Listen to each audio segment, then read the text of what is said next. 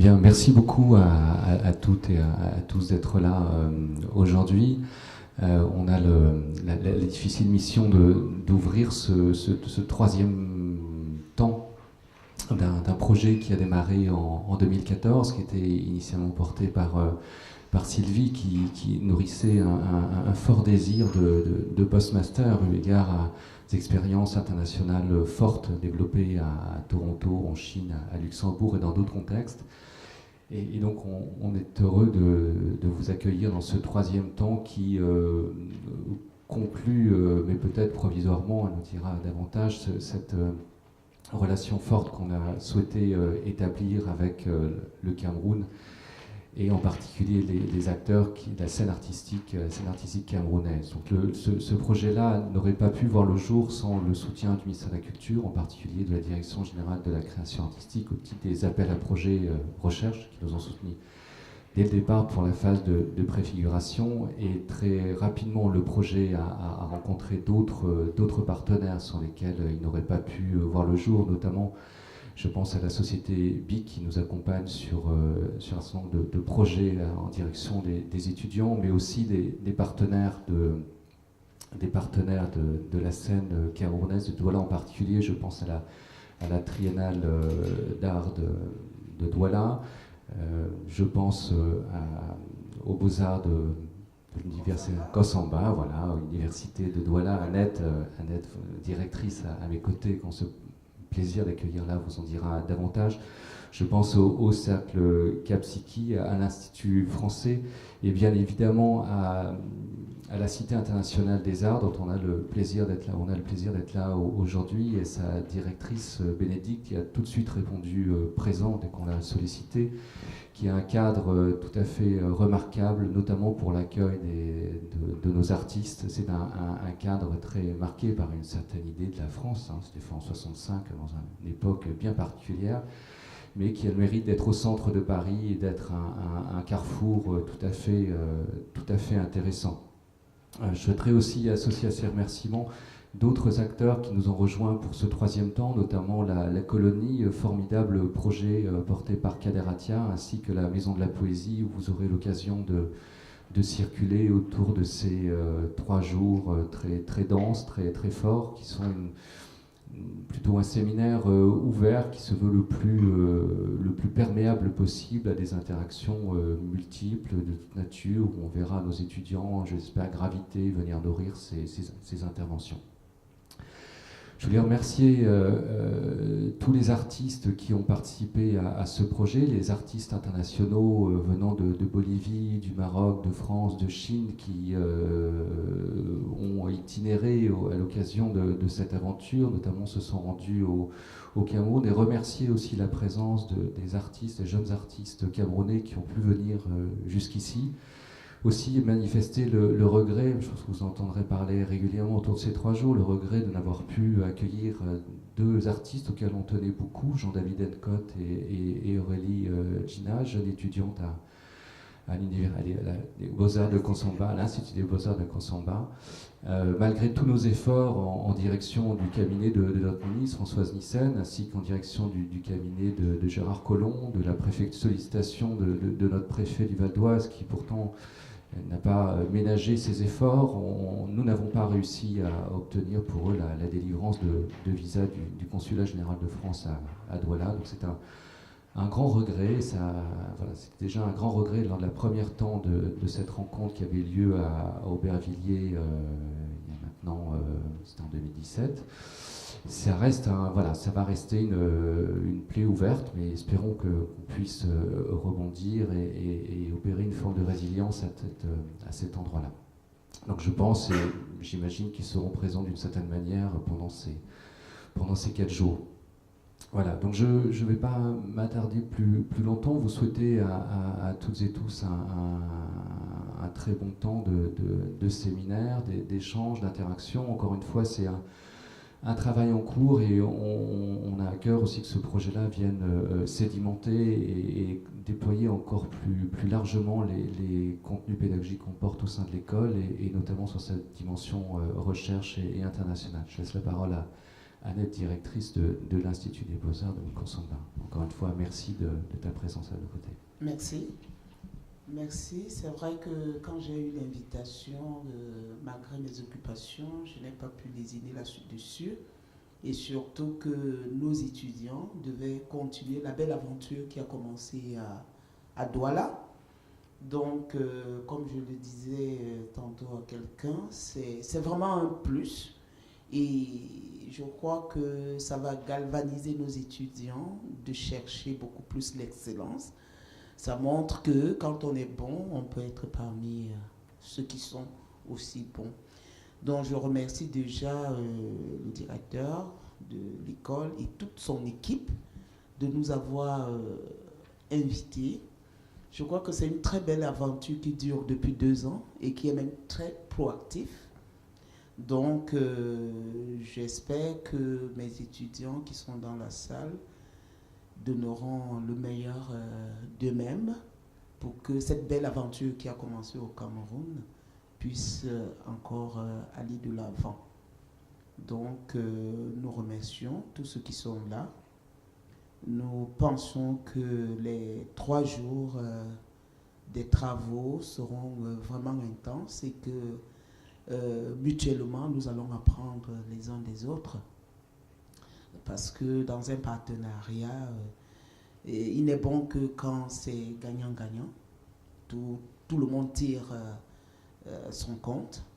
Donc, nous sommes là, nous allons assister à ces travaux et donner le meilleur de nous-mêmes. Nous espérons que d'ici demain, nous verrons la salle pleine, parce que c'est encore vide. C'est avec un très grand regret que la fille, comment dirais-je, la 4e étudiante qui devait être avec les autres, ne soit pas venue, mais je crois que c'est parce qu'elle ne nous a pas dit qu'elle avait déjà postulé pour un visa étudiant et que ce visa était en cours d'étude. Et c'est pour ça qu'on ne pouvait pas faire. Mais je crois que si nous l'avions su un peu tôt, on aurait su comment formuler cette demande. Donc, nous vous remercions pour l'invitation et nous vous assurons que nous serons là et très très présents, pas seulement physiquement, mais intellectuellement et tout ce que ça comporte. Merci. Merci beaucoup, Annette. On laisse la parole à Sylvie Blocher et Antoine Didier, qui est aussi co-directeur de ce postmaster et qui a rejoint l'aventure dès son arrivée à l'école en 2014. Merci. Merci beaucoup. Je ne sais pas si tu veux commencer. Je t'en prie. Bon. Donc, bienvenue. Antoine et moi, c'est vrai qu'on a monté aussi ce postmaster pour toucher à des questions postcoloniales dont on estime qu'elles ne sont pas discutées en France. Peut-être c'est pour ça aussi qu'il y a, pour l'instant, peu de gens dans la salle. C'est aussi un état de fait. C'est des questions qui n'intéressent que très peu de gens. La France est un pays colonial et qui n'a pas du tout envie d'affronter sa mémoire sur cette question, qui n'a pas non plus envie de laisser passer les étudiants qui ont envie de venir librement travailler ici, qui n'ont pas envie de prolonger le visa de M. Lionel Manga, qui est assis ici, et qui est invité par le HESS et qui devrait rester quelque temps de plus.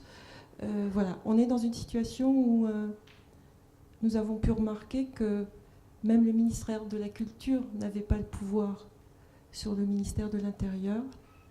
Je le regrette. Je le regrette comme artiste et je le regrette comme citoyenne de ce pays. Pour nous, il ne s'agissait pas du tout